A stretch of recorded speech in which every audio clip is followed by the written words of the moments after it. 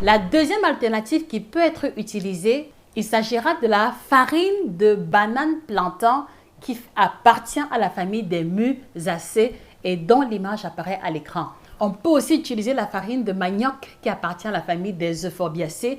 Vous avez encore une fois de plus l'image qui apparaît à l'écran.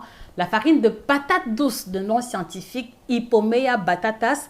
Vous avez aussi l'image qui apparaît. On peut aussi utiliser la farine de macabo. Il y a d'ailleurs plusieurs jeunes entrepreneurs au Cameroun qui ont réussi à faire des pâtes alimentaires à base de macabo et ainsi que du pain et des pâtisseries à base de farine de macabo. Vous avez encore une fois de plus l'image qui apparaît à l'écran. Du côté de l'Afrique de l'Ouest, qu'il me soit permis de souligner qu'il y a la farine de la plante qu'on appelle le teff qui appartient à la famille des poacées de nom scientifique Eragotis abyssinicum, d'accord, qui apparaît encore une fois de plus à l'écran. La farine de taro, la farine d'igname, les possibilités sont multiples. Alors la première conclusion que l'on peut tirer déjà avec ce listing préalable de différentes possibilités et alternatives à la farine de blé, c'est que nous avons la capacité, d'accord, de pouvoir nous auto-nourrir, de pouvoir développer l'autosuffisance alimentaire en ce qui concerne les produits de pâtisserie et de boulangerie. Pour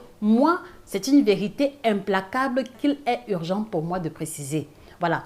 Alors, le deuxième élément qui se dégage, c'est que si nous mettons sur pied une politique de culture, de distribution et de transformation efficace, nous allons pouvoir améliorer, d'accord, la valeur nutritive du pain que la communauté va se retrouver en train de consommer et ceci aura un impact non négligeable sur la santé et sur l'économie.